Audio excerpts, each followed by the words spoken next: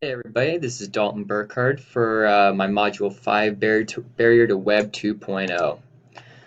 The summary of the articles, the barriers of the Web 2.0 in the 21st century schools.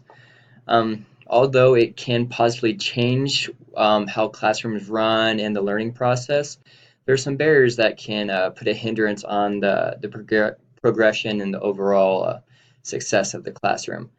And some of these barriers include lack of time, lack of training, lack of technical and administrational support. In the other article, Seven Common Barriers That Obstruct Tech Adoption in Education, technology has changed the way that we communicate, learn, work, and just pretty much live our day to day lives. It's always involved and everybody uses it.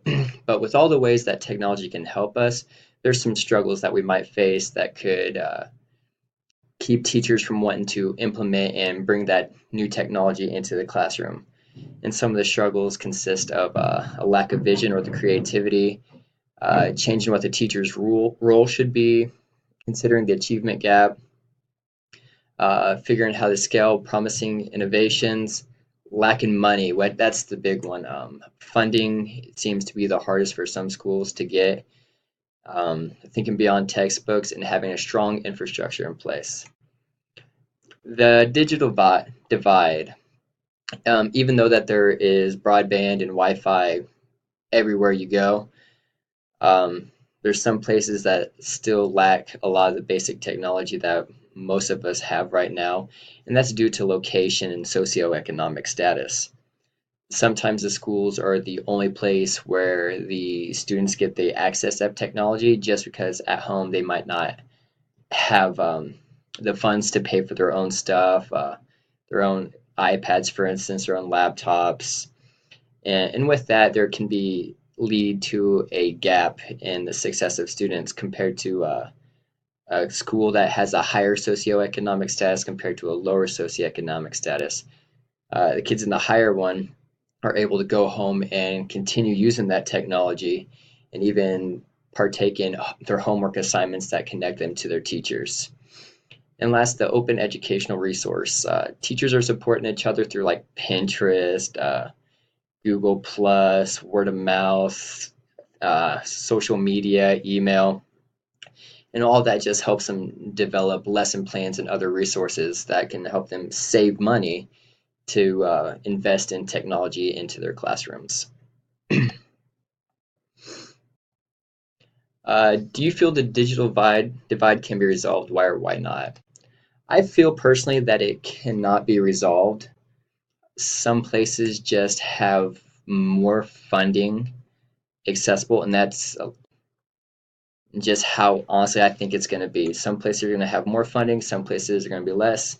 It depends on, in my opinion, the demographics, socioeconomic status, so on and so forth. And with that, some schools receive a high amount of donations, and the alumni that affords or like donate all the money usually come from a higher socioeconomic status or people that went to college and have really good jobs that can afford to go ahead and donate money compared to those that are in the lower socioeconomic status. They might not have the funds to be able to donate to the school and help retrieve that technology for the schools. And finally, the access to technology at home. Some of the students are just flat out aren't going to be able to afford the new technology that's incorporated into the school systems. Even some just with a basic cell phone. Just some people cannot afford it, and I just think that's why it's not going to be resolved. It could always get improved. That's if everybody works together, but overall being equal, I don't see personally that happening. What skill sets do you feel 21st century students must acquire prior to graduation? I feel personally that peer communication is probably the biggest one. You have to be able to work together. You have to be able to communicate. And if you can't do that, then things won't get done. Um, Questions you might have won't get answered. It's just a big list of why peer communication I feel is the most important. Next, they need to be able to research credible sources. They can't rely on Wikipedia to find answers. They need to find quality, researchable sources with like a good background or just credible. Basic operation of technology. You got to know how to use computers, iPads. And if you don't know how to use them, you have to be able to find out how to be able to use them. And that's with having the basic knowledge of being able to mess around with it and figure out what does what, and then being able to incorporate that into your technology and into your job. Finally, apply the technology to enhance effectiveness in the workplace. There's always ways to add technology into a workplace, and with that can always make a job easier. Even if you don't want to add the technology, there's always ways you can always find a way to incorporate it. Um, if even if your boss doesn't want it, you can find ways just to make it easier. It's a little confusing, but just I just feel that the basic knowledge and being able to like, hey, I can add a computer, I could add an iPad app into this to make this more effective. What impact has the global economy had on your personal use of the internet?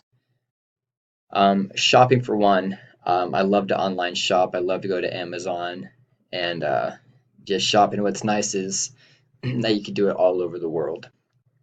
Social media, Instagram, Facebook, Twitter. I use all three of those social media outlets, and that just helps me keep in touch with some of my college friends that live overseas in Brazil, Germany, Croatia, so on and so forth. Research, even for basic classes, or if you want to know what's going on in a different country, I'm able to research that just by simple search engines such as Google to find articles or news videos that are happening in that specific area. Music, I use internet music, Spotify, Pandora, internet radio, and then exploration. Sometimes I just like to look around and see what other countries look like, what their demographics are like, because I do like to travel, and I think getting a first-hand perspective or like a view of what possibilities there are there just makes me help to make a decision on where I want to go. What technology training do you still need to effectively integrate technology in your current position?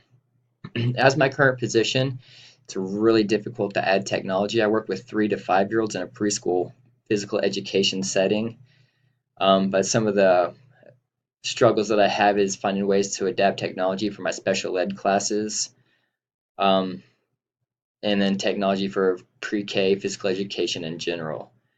Um, I would love to give every kid an iPad and work with, but the constant replacing and fixing is going to become a huge issue. And then I already use a projector with a PowerPoint and slideshows for them for different exercises and movements. But other than them personally getting to use technology, I'm struggling finding ways to incorporate that into my lessons. Is your school or district equipped with 21st century technology? My school, personally, we just have smart boards in some of the classrooms, and then all the teachers do have their iPads. But all together, the district has smart boards, iPads, laptops, and 3D printers. The smart boards are awesome for the preschoolers. It lets them be able to see different animals, where their location is, what the jungle is like. Just awesome. The kids love it. The iPads with the elementary and up, we use a lot of the Google Plus, Google Classroom, and especially with the high school, that helps them keep in communication with their educator, with their teacher, and also they turn their assignments in and they read their books through their iPads. The laptops are more of a teacher-based technology. The students, they have their own iPads. They don't have laptops, but the teachers use their laptops to shoot images onto the smart boards, keep track of data, type up lesson plans. So laptops are still pretty used here, just really effective. And then finally, the 3D printers at the high school. There's a class that allows the students to use that new technology or newer technology for us and just explore and then create things. Being a soccer coach, I've had some of my players bring me some things they've printed out. Like some of them have made 3D whistles, which is awesome. So it's just really cool that they get to experience the 3D printers and what kind of technology that is. What are the advantages of innovative practices in your school? Well, my school, we focus a lot on the STEM. I have my kids build bridges they have to work together, build a bridge, and then they have to balance across it. So I've been able to incorporate that into my lessons. Um, some of it's very, very engaging with the students, faster delivery of lessons. Even compared to the book, the student having to change the pages and find this specific lesson or specific articles and stuff like that. It's way quicker if the teacher can just send that article, send that lesson, and it's right there in the student's hands with the iPads. And with that becomes less textbooks. Instead of having a thing that's a 12-foot by 6-foot, like an inch thick, it's a lot easier carrying than 10 textbooks. With the iPads, it allows the teachers and students to have a collaboration and work together, and they can send each other messages through the Google Chat or and stuff like that. Just helps them ask questions, and they always have that support from each other. Then it helps build effective use of technology. They have the use of technology to incorporate it into their future practices and just take along with them wherever they go. They know how to use it effectively, they know how to use it appropriately, and they use it to increase their knowledge and engagement. What disadvantages do I see? There's an occasional misuse, obviously. That's with teachers and students. Might be going on the wrong websites, looking up inappropriate conduct or behaviors. Just the occasional misuse. Cyberbullying, and that's through social media. It's costly. It costs a lot of money to have a lot of technology. If your school doesn't have the funding or the donations, it's going to make it very, very hard to stay up to date with the current technologies. And then with that, it's consistent updating. You always have to be on top with the new trends, the new technologies, and that's always going to cost more money. Nothing is ever given for free unless it is completely donated. The students are going to start relying too much on technology. I'm afraid as the years go on, they're not going to know how to do a basic research through like a thesaurus or a dictionary, or even just how to go through a library and use the Dewey Decimal System.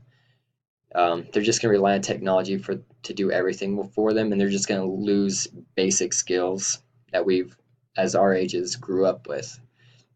And then finally, it can take away basic communication skills.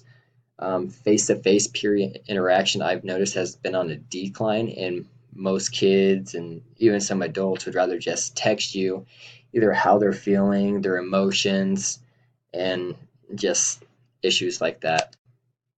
And have you experienced problems with cyberbullying or other inappropriate internet uses with students?